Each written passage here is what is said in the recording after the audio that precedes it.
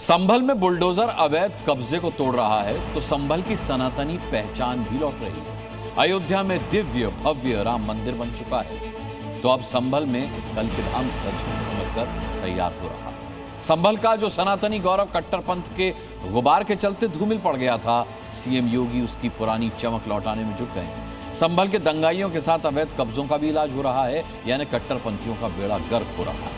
और यही वजह है कि संभल की वर्क एंड फैमिली को दर्द लगातार बढ़ता जा रहा है। कह रहे हैं बीजेपी के पास कोई मुद्दा नहीं बचा है, इसीलिए वो संभल को अयोध्या बनाने की कोशिश कर रही है।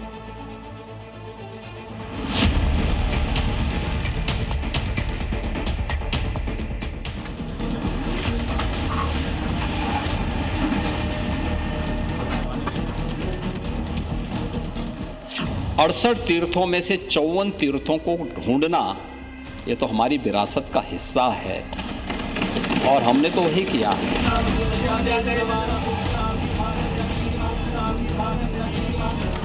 बीजेपी के पास अयोध्या जैसा कोई मसला नहीं है।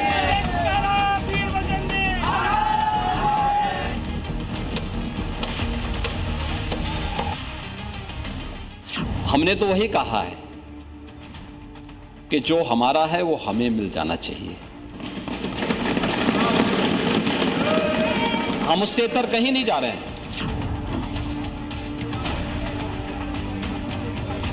संभल को अयोध्या बनाने की कोशिश की जा रही है। दुनिया को बोलेंगे कि भगवान ने जिसको आंखें दी हैं वो आके देखो तो क्या हुआ था संभल में। देखिए, संभल एक सच्चाई है। इस चेहरे को आप पहचान तो गए ही होंगे, अगर नहीं तो हम तारुफ करा देते हैं। जनाब संभल से समाजवादी पार्टी के सांसद जियाउर रहमान बर्क के पिता ममलूकुर रहमान बर्क हैं। चेहरे पर गुस्सा है, जुबान में तलखी है। वजह संभल का लौटता सनातनी स्वरूप है। जिन प्रतीकों को जमीन के नीचे दफन कर दिया गया था, सीएम योगी उन्हें खोज खोज कर निकाल रहे हैं। दशकों से बंद पड़े खंडहर हो चुके मंदिरों में रौनक लौट रही है। इंच इंच हुआ अवैध कब्जा बुलडोजर जमींदोज कर रहा है।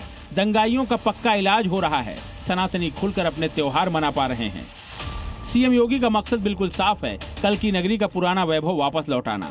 और उनकी यही कोशिश बड़े बर्क साहब को नागवार गुजर रही है। उन्हें बुरा लग रहा है। 68 सभी तीर्थों को हम निकाल रहे हैं। 54 से अधिक निकल चुके हैं और बाकी सभी को ढूंढ रहे हैं। शास्त्रीय प्रमाण उसके मौजूद हैं, उनको दिखा रहे हैं कहां कहां हैं। जिसने भी कब्जे किए होंगे उनको एक एक करके सबको निकालेंगे। बीजेपी के पास अयोध्या जैसा कोई मसला नहीं है, लिहाजा मुझे अफसोस है कि संभल को अयोध्या बनाने की कोशिश की जा रही है। सुन रहे हैं ना, बदलते संभल को लेकर बर्क साहब को कैसी मिर्ची लगी हुई है।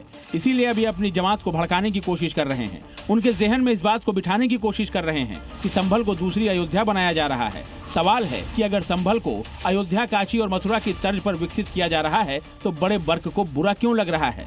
कल की धाम और हरिहर मंदिर को लेकर संभल में काम हो रहा है तो बड़े बर्क को बुरा क्यों लग रहा है? 68 प्राचीन तीर्थों और 19 कूपों का पुनरुद्धार हो रहा है तो बड़े बर्क को बुरा क्यों लग रहा है?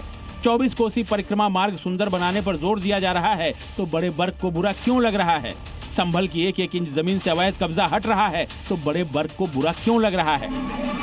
बड़े बर्क साहब को संभल में सीएम योगी की कोशिशें बुरी लग रही हैं तो सनातनियों को अब उनका दिया बयान रास नहीं आ रहा है।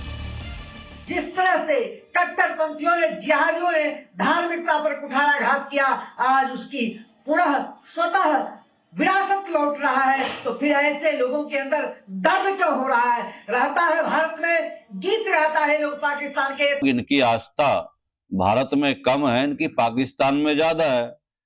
ये लोग हिंदुस्तान को हिंदुस्तान नहीं बना रहना चाहते, ये देश का इस्लामीकरण करना चाहते हैं। वास्तव में अयोध्या हमारा लोगों का था, इसीलिए हमको अयोध्या मिला। और संभल भी हमारा है और भोलेनाथ की नगरी है, संभल को भी लेकर के रहेंगे। बदलता संभल बड़े बर्क साहब को रास नहीं आ रहा है। इसकी कुछ और वजहें भी हैं। संभल में सांप्रदायिक तनाव के चलते हो रहा हिंदुओं का पलायन रुका है। दशकों से हिंदुओं के घरों, दुकानों, मंदिरों पर लगे ताले अब खुलने लगे हैं। संभल से पलायन कर चुके हिंदुओं की अब घर वापसी हो रही है। ये सब संभव हुआ है सीएम योगी की कोशिशों से और इसीलिए बड़े बर्क साहब को बदलता संभल रास नहीं आ रहा है। मगर जिस तरीके से बयान दिया है, ये तो बयान टकराव पैदा करने वाला है। ये खुद बयान नफरत फैलाने वाला है। इस तरह के बयानों से बचना चाहिए। संभल का सनातनी स्वरूप लौटाना क्यों जरूरी था, उसकी वजह भी समझना जरूरी है। 1947 में जब देश आजाद हुआ तो संभल में हिंदू आबादी लगभग 45% और मुस्लिम आबादी लगभग 50% थी। 2025 में संभल हिंसा की न्यायिक जांच आयोग की रिपोर्ट के मुताबिक हिंदुओं की आबादी घटकर 15 से 20% और मुस्लिम आबादी बढ़कर 80 से 85% हो गई। सीएम योगी अपनी कोशिशों से इस स्थिति को बदलने में जुटे हैं और इसीलिए वर्क एंड फैमिली भड़क रही है। ये डबल इंजन की सरकार है, डेमोग्राफी को भी नहीं बदलने देगी और जो भी डेमोग्राफी को बदलने का दुस्साहस करेगा उसको स्वयं पलायन करने के लिए मजबूर होना पड़ेगा। कि संभल को लेकर दिन रात काम कर रहे हैं, संभल का सनातनी स्वरूप लौटा रहे हैं, तो बड़े वर्ग साहब को बहुत बुरा लग रहा है। ब्यूरो रिपोर्ट, जी मीडिया।